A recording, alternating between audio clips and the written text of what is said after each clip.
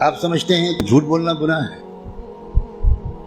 صرف بد نظری گناہ ہے، صرف زنا اور چوری گناہ ہے، اور آپ یہ نہیں جانتے کہ قرآن کو نہ سمجھنے کی کوشش کرنا یا سمجھنے کی کوشش نہ کرنا یہ ان سارے گناہوں سے بڑا گناہ ہے۔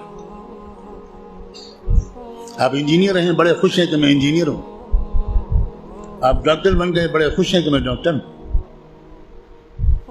آپ تاجر بن گئے اور آپ خوش ہیں کہ میں تاجر ہوں، اور آپ کو اس کمی کا احساس تک نہیں ہے کہ میں کتنا بڑا محروم انسان ہوں کہ میں اللہ کے کلام کو جو صرف میرے لیے آیا تھا وہ میں سمجھنے کی کوئی کوشش ہی نہیں کی میں۔ مسلمانوں کی اکثریت، غالب اکثریت، وہ جو 5 وقت کی نماز پڑھتے ہیں وہ بھی، جو روزہ رکھتے ہیں وہ بھی، جو اپنے کو دیندار سمجھتے ہیں وہ بھی، جو کچھ دینی کام بھی کرتے ہیں وہ بھی، اس بڑے گناہ میں تقریباً سب شریک ہیں کہ وہ قرآن مجید کو سمجھنے کی کوئی کوشش نہیں کرتے اور قرآن مجید کو نہ سمجھنے کو گناہ نہیں سمجھتے یا سمجھنے کی کوشش نہ کرنے کو گناہ نہیں سمجھتے۔ تو آپ قرآن مجید کو سمجھنے کی کوشش فرض عین سمجھیں،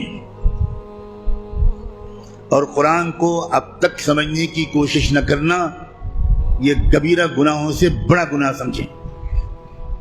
اور رمضان کا مہینہ جو گناہوں سے توبہ کرنے اور معافی مانگنے کا مہینہ ہے، اس میں سب سے زیادہ اس گناہ سے توبہ کریں۔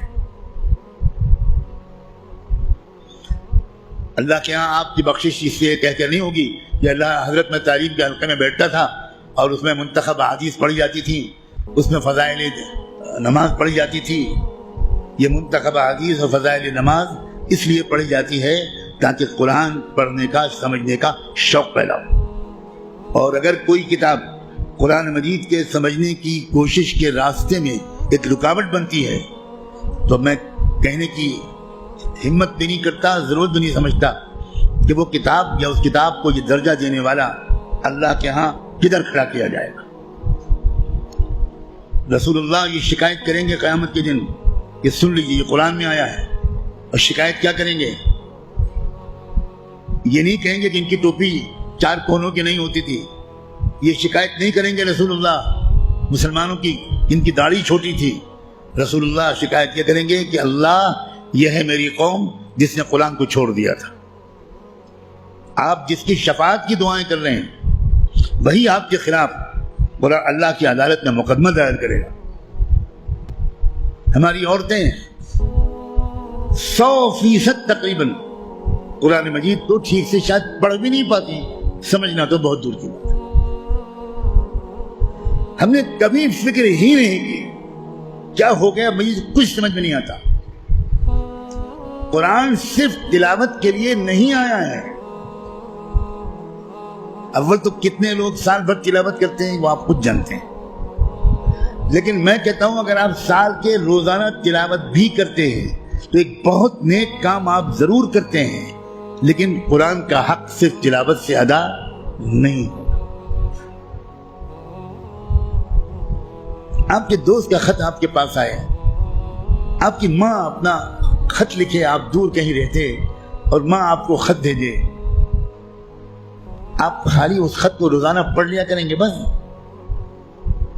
اور دوست یا ماں اگر آپ سے کوئی مطالبہ کرتی ہے تو آپ اس پر عمل نہیں کریں گے؟ یہی سلوک ہم قرآن کے ساتھ کر رہے ہیں۔ قرآن کیا ہے؟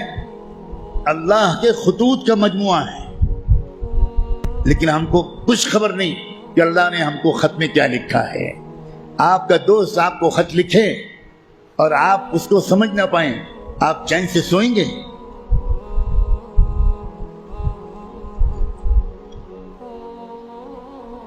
کسی کمپنی کا اشتہار آپ نے دیکھا، آپ نے اس کو اپنی درخواست بھیجی، وہاں سے جواب آیا، جواب ایسی زبان میں ہے جو آپ نہیں جانتے، آپ اس دن کھانا کھائیں گے اس خط کا مضمون سمجھنے سے پہلے؟ اب دوڑیں گے، بھاگیں گے، پتہ لگائیں گے کہ یہ فرانسیسی زبان میں خط ہے تو میرے شہر میں فرینچ زبان کون جانتا ہے؟ اور آپ اس کی خوشامد کریں گے کہ ذرا اس خط کو پڑھیے اور مجھے بتائیے کہ اس نے کیا لکھا ہے۔ 24 گھنٹے نہیں گزرنے دیں گے آپ، اس سے پہلے اس خط کو سمجھنے کی بھرپور کوشش کر لیں گے، اس کا جواب بھی لکھیں گے۔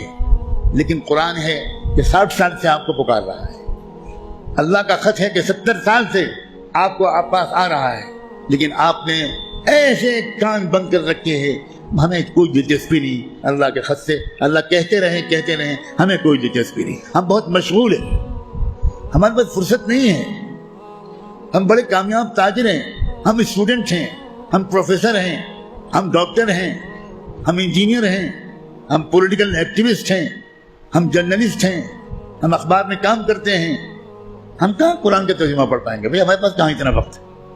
بھگتتے گا ہر وہ انسان، ہر وہ مرد اور عورت جو قرآن مجید کو سمجھنے کی کوئی کوشش نہیں کرتا اور قرآن کے مطابق اپنے آپ کو ڈھالنے کی کوئی سیریس کوشش نہیں کرتا، خون کے آنسو روئے گا وہ شخص، خون کے آنسو روئے گا۔ ایسا شخص تو جب قرآن کی تلاوت کرتا ہے تو قرآن اس پر لعنت بھیجتا رہتا ہے۔ اب غور تو کریں، رب قارئ للقرآن والقرآن یلعنہ، یہ میرے باپ کی اور پیر کی کہی ہوئی بات نہیں ہے، یہ بات صادق و مصدوق رحمت دو عالم صلی اللہ علیہ وآلہ وسلم نے کہی کہ قرآن بہت سے لوگ پڑھتے ہوتے ہیں اور پڑھنے کے درمیان قرآن اس پر لعنت بھیجتا ہے، اے اللہ یہ مجھ پر یہ پڑھ رہا ہے، اس پر لعنت۔ اب قرآن کی لعنت پر اللہ تعالیٰ قبول نہیں کریں گے؟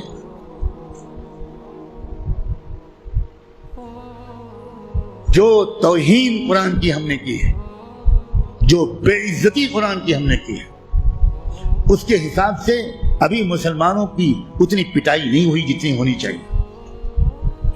آپ اتنی پٹائی پر پریشان ہیں، ابھی تو شروع ہوئی ہے پٹائی، پھر دیکھیے گا آئندہ کیا ہوگا۔